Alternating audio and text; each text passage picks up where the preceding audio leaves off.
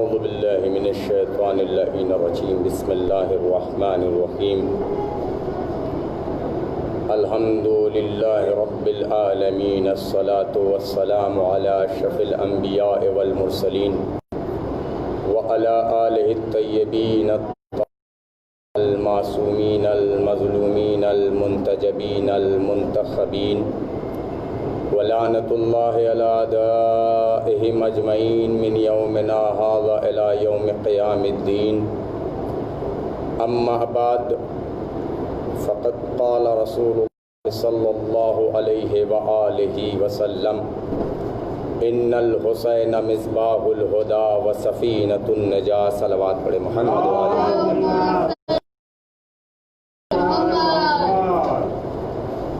عزیزان محترم، رسول مقبول کی جس مشہور و معروف تلاوت کا شرف حاصل ہو رہا ہے،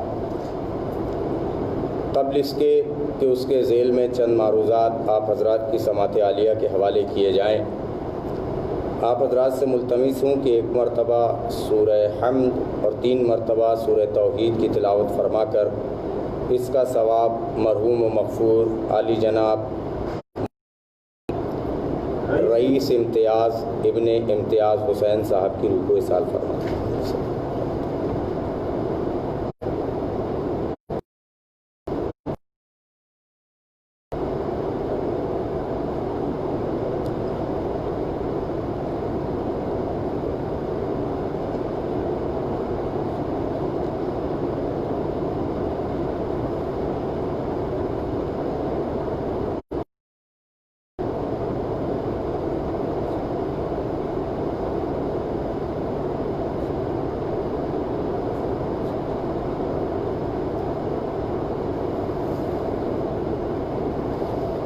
صلوات پڑھے محمد و آل محمد۔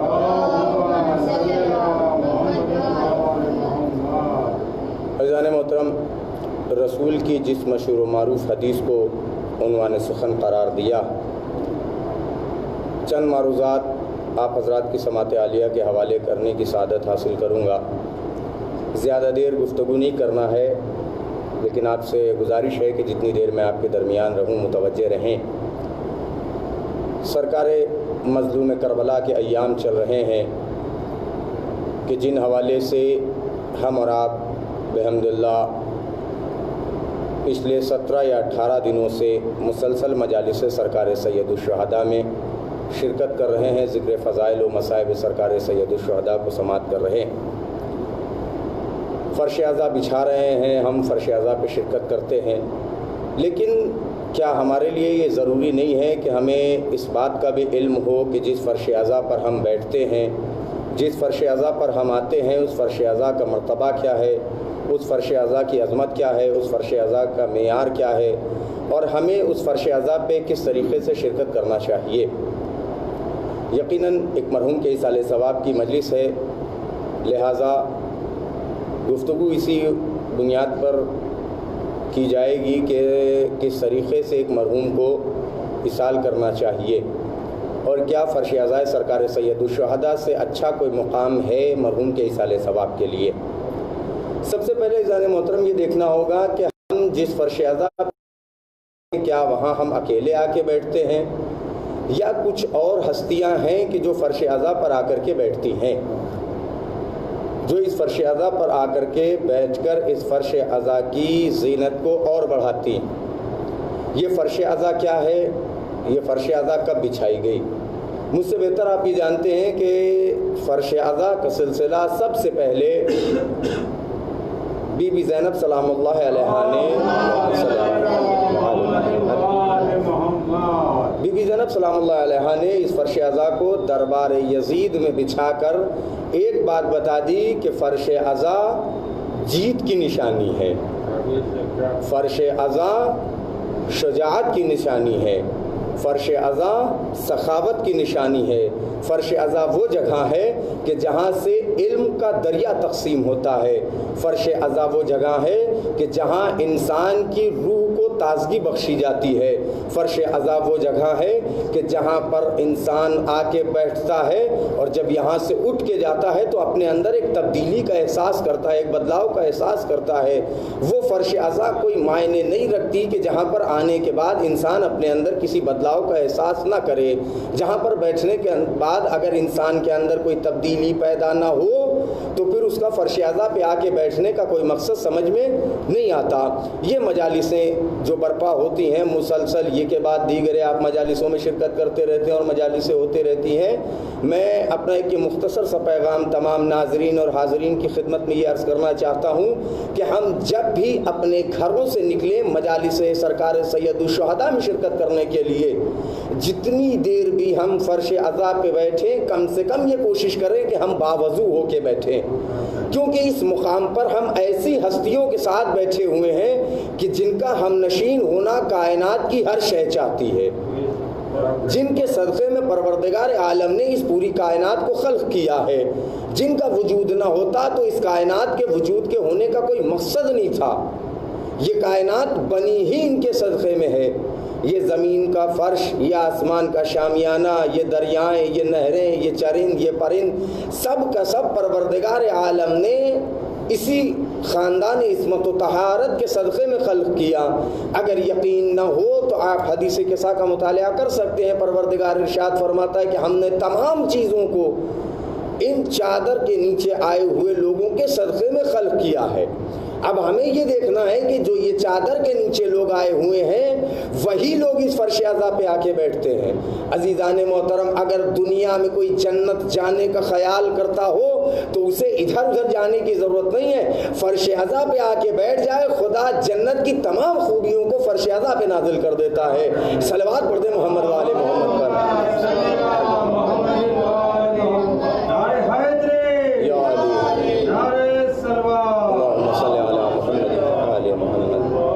ہمارا ذمہ بھی یہ ہے کہ ہم فرش عزا پہ آ کے بیٹھیں تو عظمت فرش عزا کو پہلے سمجھ کے بیٹھیں۔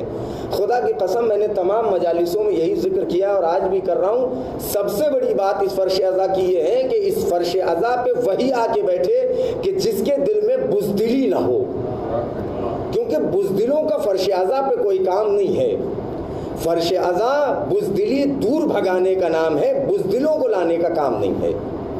تو یہاں پر آ کے بیٹھے تو بزدلیں دور ہونا چاہیے، اور ہم یہاں پر آ کے بیٹھنے کے بعد ایسے کا ذکر سنتے ہیں کہ جس نے کائنات کو شجاعت سکھائی ہے، جس نے کائنات کو سخاوت سکھائی ہے، جس نے کائنات کو انسانیت سکھائی ہے۔ کیا ہمارا یہ ذمہ نہیں بنتا ہے کہ ہم 2 مہینہ 8 دن جس کے نام پہ زندگی گزارتے ہیں، جس کے نام پہ مجالسوں میں شرکت کرتے ہیں، جس کے نام کا تبرک کھاتے ہیں، اس ذات کی معرفت کو بھی حاصل کریں؟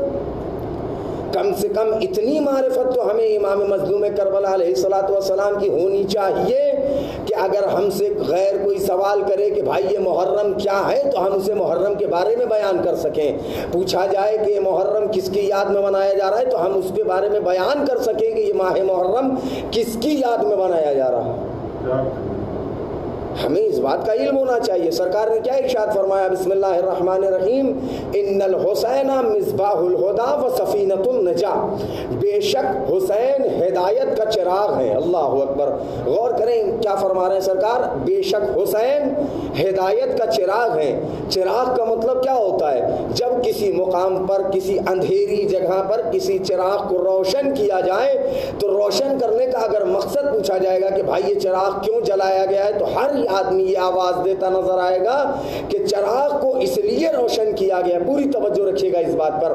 میں نے پوچھا بھائی یہ چراغ کیوں روشن کیا ہے، یہ چراغ کیوں جلایا گیا ہے؟ کسی سے بھی آپ سوال کریں وہ یہی کہے گا کہ یہ چراغ اس لیے جلایا گیا ہے تاکہ اطراف کی تاریکی کو ختم کر کے دنیا میں روشنی پھیلائی جا سکے۔ پوری توجہ رکھیے گا، تاریکی کو ختم کر کے روشنی پھیلائی جا سکے۔ میں نے کہا یا رسول اللہ، امام مظلوم کربلا کو چراغ سے کیوں تشبیہ دیا؟ ہدایت کے چراغ سے۔ آواز آئی ہم نے حسین کو ہدایت کا چراغ اس لیے کہا ہے کہ ذات حسین وہ ذات ہے کہ اگر کسی کو اپنی زندگی سنوارنا ہے تو وہ حسین کو اپنے دل میں مصر اپنے چراغ روشن کرے تاکہ اس کے دل کی تاریکی ختم ہو جائے اور علم کی روشنی روشن ہو جائے. ایک صلوات پڑھ دیں محمد وآل محمد.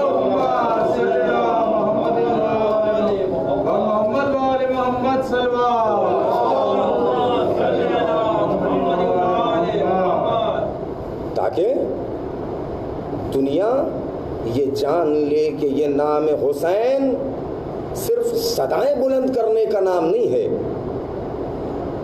حسینیت کو اپنے دل میں جگا کر زندہ رہنا یہ کامیابی کی دلیل ہے. ورنہ زندہ تو بہت سارے رہتے ہیں. زندگی ایسی گزارو کہ جب تم لوگوں کے درمیان سے چلے جاؤ تو لوگ تمہارے ساتھ کا انتظار کریں، لوگ افسوس کریں تمہارے جانے کا.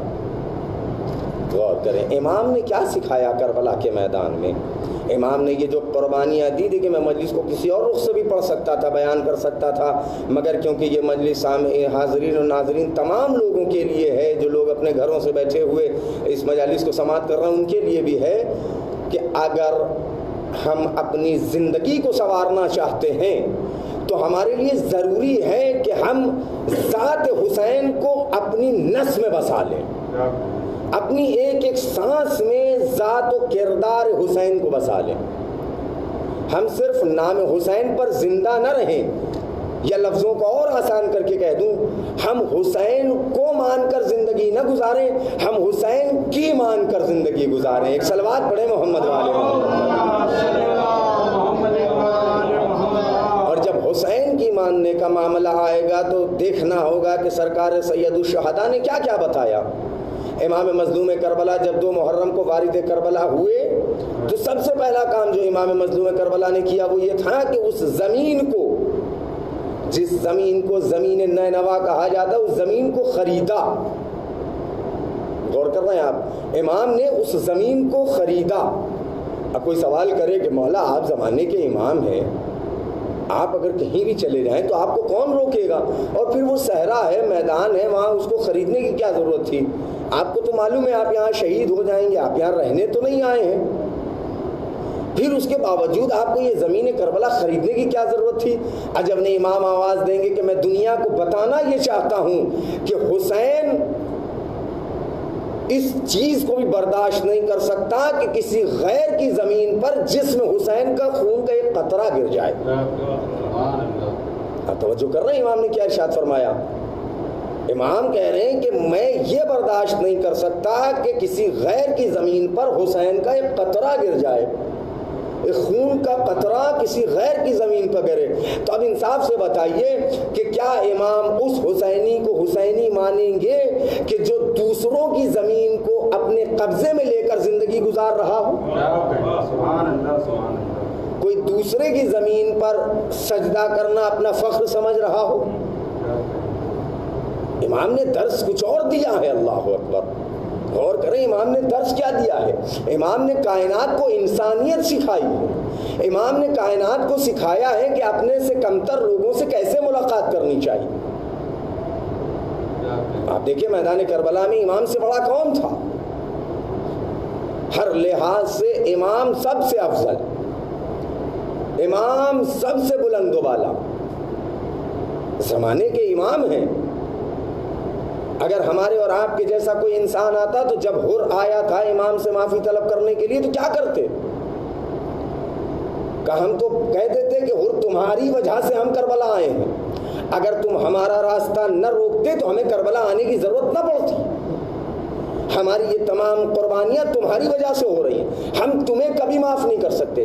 مگر امام مظلوم کربلا نے حر کو اپنے سینے سے لگا کر اور یہ جملہ کہا کہ حر جا، میں نے تجھے معاف کیا اور میرے خدا نے تجھے معاف کیا. اس کا مطلب یہ ہوا کہ امام سمجھا ظالم کیوں نہ ہو، اگر صدق دل سے تمہاری محبت لے کر تم سے معافی طلب کرنے آئے تو اسے معاف کر دینا، تو اسے بخش دینا. اس کے لیے اپنے دل میں بغض و حسد کینہ مت رکھنا. مگر یہ انسان کے جو اپنے دل میں سوائے بغض و حسد کے کچھ نہیں رکھتا. اگر حسین کو دل میں رکھنا ہے، میں ایک جملہ کہہ کر کے آگے بڑھنا چاہتا ہوں، انسان کے دل میں 2 چیزیں رہ سکتی ہیں. انسان کے دل میں صرف 2 چیزیں رہ سکتی ہیں، ایک ساتھ 3 چیزوں کو جمع نہیں کیا جا سکتا۔ حسینیت اور کردار حسینیت کو یا تو رکھا جا سکتا ہے یا بغض و کینے کو رکھا جا سکتا ہے۔ جس دل میں حسینیت ہے اس دل میں اور جس دل میں بغض و حسد و کینہ ہے، خدا کی قسم اس دل میں سب کچھ ہو سکتا ہے، حسین نہیں ہو سکتا۔ ایک صلوات پڑھ دیں محمد والے محمد۔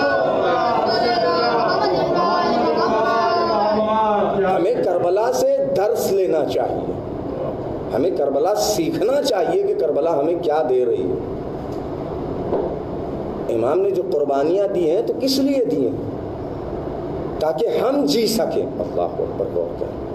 امام نے جو قربانی دی وہ اس لیے تاکہ ہم سکون کی زندگی گزار سکیں۔ آپ خود اس بات کو دیکھیں، غور کریں کہ اگر امام مظلوم کربلا نے کربلا میں قربانیاں نہ دی ہوتی تو آج اسلام کا نام لینے والا کوئی باقی نہ ہوتا، آج اسلام مٹ گیا ہوتا۔ اللہ کے رسول نے جو ارشاد فرمایا حسین ہدایت کا چراغ ہے، تو امام نے میدان کربلا میں اپنے خون سے چراغ کو روشن کر کے پوری کائنات میں وحدانیت کی روشنی کو پھیلا دیا ہے۔ اب یہ دیکھنا ہماری ذمہ داری ہے کہ کون کون اس ہدایت کی روشنی میں آتا ہے اور کون نہیں آتا۔ میں اکثر مجالسوں میں کہا کرتا ہوں، صرف سیاہ لباس پہن لینے سے کوئی شیعہ نہیں بنتا، صرف سینے پر ہاتھ مار لینے سے کوئی حسینی نہیں بنتا، بلکہ ظالم کے سامنے کھڑے رہنے سے حسینیت بنتی ہے۔ غور کر رہے ہیں آپ؟ ظلم کے سامنے اگر کوئی انسان جھک رہا ہے تو کوئی فائدہ نہیں ہے، ظلم کے سامنے کبھی نہیں جھکنا ہے، ظلم کے سامنے ہمیشہ سر اٹھا کے کھڑے ہونا ہے، اور ایسا کام انسان کرے ہی نہ کہ اسے ظلم کے سامنے جھکنا پڑے۔ ہم امام کی زندگی سے، امام کے حالات سے آپ غور کریں۔ امام نے، بس میں زیادہ دیر اور گفتگو نہیں کروں گا، مجلس کو تمام کر رہا ہوں، امام نے کیا کیا درس ہمیں دیے۔ میدان عرفات میں امام نے کیا ارشاد فرمایا؟ امام فرماتے ہیں بسم اللہ الرحمن الرحیم، پروردگارا جس نے تجھے پا لیا اس نے کیا کھویا،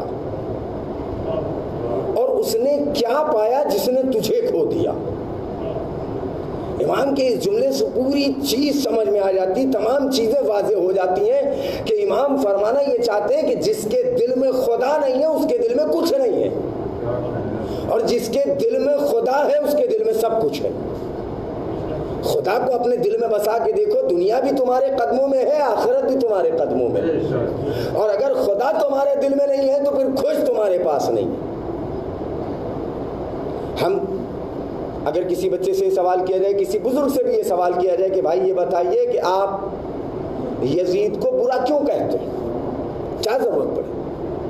میں ایک بات آپ کی خدمت میں عرض کروں، ہم گریا کرتے ہیں۔ مان لیجیے مثال کے طور پر روز محشر امام مظلوم کربلا سے ہماری ملاقات ہوئی، اور ہم نے جب امام سے ملاقات کی، امام ہم سے پوچھیں گے نہیں کہ دنیا میں کیا کر رہے تھے،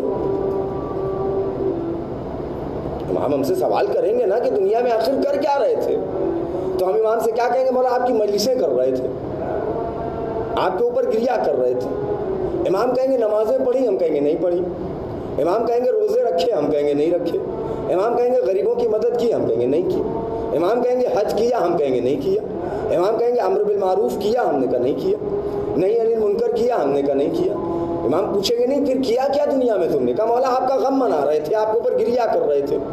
کیا امام کو حق نہیں پہنچتا کہ امام سوال کرے کہ میرے اوپر گریا کیوں کر رہے تھے، یزید پہ کیوں نہیں کیا؟ یہ بھی تو ایک سوال پیدا ہو سکتا ہے کہ امام سوال کریں گے کہ بھئی میرے اوپر گریا کیوں کیا، یزید پہ گریا کیوں نہیں کیا؟ ہم کہیں گے مولا آپ پر گریا کریں گے، یزید پہ کیوں، ہم آپ کے ماننے والے ہیں۔ امام کہیں گے اچھا بتاؤ تم نے ہمارے اوپر گریا کیوں کیا اور یزید پہ گریا کیوں نہیں کیا؟ تو ہم یہی کہیں گے مولا یزید کی فوج نے یزید کے حکم سے آپ کو قتل کیا، آپ کے گھر والوں پہ پانی بند کیا، آپ کے گھر کی خواتین کے سروں سے پردے کو چھینا،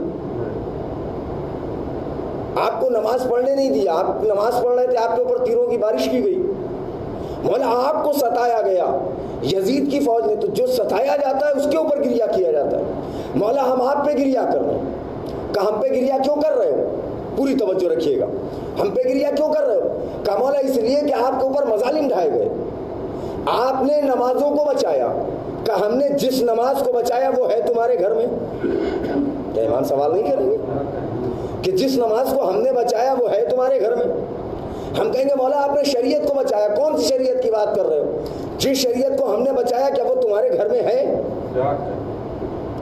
امام ہم سے سوال کریں گے کہ امام سے ہم کہیں مولا آپ نے حج کو بچایا, تو امام نہیں کہیں گے کہ جب تم نے حج انجام ہی نہیں دیا تمام چیزوں تمام سہولیتوں کے باوجود تو پھر فائدہ کیا ہوا ہمارے اوپر گریہ کرنے کا؟ مولا آپ نے سجدے میں سر کٹوایا کہ تم نے سجدہ کیا. جب تم نے سجدہ کیا ہی نہیں تو ہمارے سر کو سجدے میں کٹانے کا فائدہ کیا ہوا؟ پہلے ان تمام کاموں کو کرو کہ جس میں حکم حسین شامل ہے. پہلے تمام ان کاموں کو کرو کہ جس میں مرضی حسین شامل, ورنہ گریہ کرنے کا کیا فائدہ؟ اور اگر یہ کہا جائے جیسا کہ حدیث و روایات میں شامل ہے من بکا او تباک علی الحسین وجبت لہ الجنہ, جو روئے یا رلائے امام مظلوم کربلا کے مصائب کو یاد کر کے اس کے اوپر جنت واجب, بے شک جنت واجب. اس میں کوئی شک نہیں کہ جو امام مظلوم کربلا کے غم کو یاد کر کے آنسو بہائے اس کے اوپر جنت واجب. لیکن کیا بس ایسے ہی ہر رونے والے کو تو معاف کیجیے گا قبلہ ہم جنت بعد میں جائیں گے, فوج یزید پہلے جنت جائے گی؟ تو آپ کہیں گے صاحب یہ کیسی بات کر رہے ہیں؟ ہم کہیں گے ہم کیوں روتے ہیں امام کی مظلومی کو یاد کر کے. آئیے چلتے ہیں سن 61 ہجری کے 10 محرم کو عصر کے وقت میں کیا ہوا تھا جب سرکار سید الشہداء نے اپنے ششماہے کو پانی مانگنے کے لیے آگے بڑھایا اور پانی نہیں ملا تو امام نے فرمایا اپنی حجت کو ان ظالموں پہ تمام کرو. سرکار باب الہوائے جناب علی اصغر نے اپنی حجت کو جب تمام کرنے کے لیے اپنی سوکھی زبان اپنے ہونٹوں پہ پھیرنا شروع کی تو فوج اشقیہ نے کیا کیا؟ گریہ کیا کہ نہیں کیا؟ سارے کے سارے روئے کہ نہیں روئے حسین کی اس مظلومیت کو دیکھ کر؟ میں ایک جملہ کہہ کے آگے بڑھوں اگر آپ توجہ. رونا کامیابی ہے مگر ہر طریقے کا رونا کامیابی نہیں. کیا مطلب؟ ہم نے کہا امام پہ رونے کا ثواب ہے مگر معرفت مظلومیت امام کو یاد کر کے رونا کامیابی ہے. ایک صلوات پڑھ دیں محمد والے ذات مظلوم کربلا دیکھیں جو حسین کی ذات سے اپنے آپ کو منسلک کر لے, جو اپنے آپ کو ذات مظلوم کربلا سے جوڑ دے, خدا کی قسم وہ کبھی بھٹک نہیں سکتا. اللہ کے رسول نے ارشاد فرمایا کہ نجات والی کشتی ہے, نام حسین پر زندگی گزار کے تو دیکھو کامیابی عطا کرنا خدا کے ہاتھوں میں ہے. جس نے نام حسین پر زندگی گزاری اور کردار حسین کو اپنے اندر ڈال کے زندگی گزاری, کردار حسین کو اپنے کردار میں لانے کے بعد وہ عمل کیا جو امام چاہتے ہیں تو وہ دنیا میں بھی کامیاب ہوگا اور آخرت میں بھی کامیاب ہوگا. خدا کی قسم بہت بڑا مرتبہ ہے عزاداروں کا. کوئی عزاداروں کے مرتبے کو پہچان ہی نہیں سکتا کیا مرتبہ. اور میں تو اکثر اس بات کو کہا کرتا ہوں کہ ہم ذاکروں کا وہ مرتبہ نہیں ہے جو عزاداروں کا مرتبہ. میں ایک سوال آپ سے کروں, آپ جواب دیجیے گا اور اس کے بعد خود اندازہ لگائیے گا کہ مرتبہ کیا. آپ سنتے ہیں کہ اس فرش عزا پر اس مجلس کو میں کسی اور رخ میں لے جا سکتا تھا مگر کسی مقصد ایصال ثواب کے حوالے سے لہٰذا وہ باتیں کہ جو میرے بچوں کے, میرے ہمسن و کمسن بھائیوں کے دل میں بیٹھے اور اس فرش عزا سے اٹھ کے جائیں تو کچھ لے کے جائیں. اور جو بات میں اب کہنے جا رہا ہوں شاید کوئی نئی بات ہو اس زاویے سے, آپ نے یقیناً جانتے سب ہیں, مانتے سب ہیں مگر شاید فکر نہ کی ہو. ایک عزادار کا مرتبہ کیا, ایک مولا پہ ماتم کرنے والے کا مرتبہ کیا, ایک مولا پہ گریہ کرنے والے کا مرتبہ کیا. بزرگان تشریف فرمائیں. یہ بتائیے سب مانتے ہیں نا کہ اس فرش عزا پر کوئی آئے نہ آئے 3 خواتینیں ضرور تشریف لاتے ہیں. ایک حسین کی دکھیاری ماں بی بی فاطمہ زہرا سلام اللہ علیہ, ایک حسین کی دکھیاری بہن بی بی زینب سلام اللہ علیہ, اور ایک حسین کی دکھیاری بیٹی 4 سال کی سکینہ اس فرش عزا پہ تشریف لاتے. کوئی آئے نہ آئے یہ 3 ذاتیں ضرور تشریف لاتے. اچھا اب میں جو سوال کرنے جا رہا ہوں یہ بتائیے بی بی زینب سلام اللہ, بی بی فاطمہ زہرا سلام اللہ علیہ کیا کرتی ہے؟ کہ رومال لے جا کر کے ایک ایک عزادار کے آنکھوں سے آنسوؤں کو پوچھتی ہیں اور اپنے رومال میں لیتی ہیں تاکہ مولا کے زخموں کا مرہم بن سکے. عزادار کے آنسوؤں کی قیمت کیا ہے؟ حسین کے زخموں کا مرہم. اللہ اکبر. عزادار کی. اور دوسرا مرتبہ اگر ہمیں کوئی ایک محلے کا ایک چھوٹا سا انسان کسی بڑے عہدے پر فائز ہو گیا، یہ سب چھوڑ دیجئے، ایک بہت بڑی بات کر لیتا ہوں، ہندوستان کا پرائم منسٹر آئے اور آپ کو ایک گلاس پانی پلائے، تو یہ بتائیے آپ کتنے خوش نصیب اپنے آپ کو سمجھیں گے، کتنا بلند مرتبہ اپنے آپ کو سمجھیں گے. لوگوں کو خبر کریں گے کہ ارے تمہیں نہیں پتا ہندوستان کے پرائم منسٹر نے مجھے اپنے ہاتھوں سے پانی پلایا. اب بتائیے بی بی زینب سلام اللہ علیہا کیا کرتی ہیں؟ اس فرش اعضا پہ آ کے ایک ایک عزادار کو پانی پلاتی. کیا ہماری یہ خوش نصیبی نہیں ہے؟ ہمیں فخر سے کہنا چاہیے ہم عزادار وہ ہیں کہ جو زینب سلام اللہ علیہا کے ہاتھوں سے ٹھنڈا پانی پیتے ہیں. کیا ہماری خوش قسمتی، ہماری خوش نصیبی کے لیے جملہ کہہ دینا کافی نہیں ہے؟ اس سے بڑا مرتبہ کسے چاہیے کہ ہم دختر علی کے ہاتھوں سے پانی پئیں، ہم عباس کی بہن کے ہاتھوں سے پانی پئیں. لیکن خدا کی قسم یہ پانی انہی کو ملتا ہے کہ جو امام کی معرفت کے ساتھ فرش اعضا پہ آتے ہیں. ہم جب بھی اپنے گھروں سے نکل کے فرش اعضا پہ آئیں تو ہمارے آنے کا رخ اور ہونا چاہیے، ہمارے جانے کا رخ اور ہونا چاہیے. ہم گھر سے جب یہاں آئیں تو ایک معمولی سے انسان بن کے آئیں، لیکن جب اس فرش اعضا سے اٹھ کے اپنے گھر جائیں، اپنی منزلت اپنے مرتبے کو پہچان کے جائیں. ہم سوچ کے جائیں کہ ہم کتنی دیر کس کے ساتھ بیٹھ کے آئیں. کیا فائدہ ہوگا؟ ہم فرش اعضا پہ بیٹھے، ہم نے سنا کہ غیبت بہت بڑا گناہ ہے، نہیں کرنا چاہیے، جیسے ہی باہر نکلے ہم نے غیبتیں کرنا شروع کر دی. مقصد کیا ہے؟ فائدہ کیا ہے ذکر سرکار سید الشہداء کا؟ بس میں اپنی آخری بات کہہ کے گفتگو تمام کر رہا ہوں. حسین کو اپنی زبانوں پہ زندہ مت کرو، اپنے دلوں میں حسین کو زندہ کرو. سبحان اللہ سبحان اللہ. اپنے دلوں میں حسین کو زندہ کرو. یہ لفظوں کو اور آسان کر دوں میں آپ کے لیے. اس در پہ آ کے بیٹھے ہو تو یہ قسم کھا کے بیٹھو کہ اب یہاں سے حر بن کے اٹھ کے جانا ہے. سبحان اللہ. اب یہاں سے حر بن کے اٹھنا ہے، اس فرش اعضا سے کچھ لے کے جانا ہے. جہاں جنت تلاش کریں گے اپنے اپنے گھروں میں جنت بنا کے بیٹھنا ہے. ہمیں اپنے دل کو جنت بنانا ہے، ہمیں اپنے دل کو بغض و حسد و کینے سے پاک کرنا ہے. ہمیں دل میں حسین کے سوا کچھ نہیں رکھنا، اور جس کے دل میں حسین ہوگا اسی کے دل میں خدا ہوگا، اسی کے دل میں رسول ہوگا. صلوات پڑھ دیں جس کے دل میں حسین ہے اسی کے دل میں سب کچھ ہے. ہم نے کیا کیا قربانیاں دی ہم کو بچانے کی. ہدایت کا چراغ ہے مظلوم کربلا کی ذات گرامی. ہدایت کے لیے صرف دو ہی لفظ ملتے ہیں، یا تو قرآن کے بارے میں کہا جاتا ہے ہدی للمتقین، یہ متقین کے لیے ہدایت ہے، یا پھر کہا جاتا ہے امام مظلوم کربلا کے لیے کہ مصباح الہدیٰ ہے ذات حسین، ہدایت کا چراغ ہے ذات حسین. اگر ہدایت حاصل کرنا ہے تو ہمیں اس چراغ کی لو کے تلے آنا ہوگا. اگر ہمیں ہدایت حاصل کرنا، اگر ہمیں اس کائنات میں سر اٹھا کے زندگی گزارنا ہے تو ہمیں حسین کی ہدایت کے چراغ تلے زندگی گزارنا ہوگا. اور اگر ہمیں بی بی زہرا سلام اللہ علیہا کے سامنے سر بلند رہنا ہے، ہمیں شرم سے اپنا سر ان کے سامنے نہیں جھکنے دینا ہے، تو ہمیں معرفت مظلوم کربلا کو حاصل کرنا ہوگا.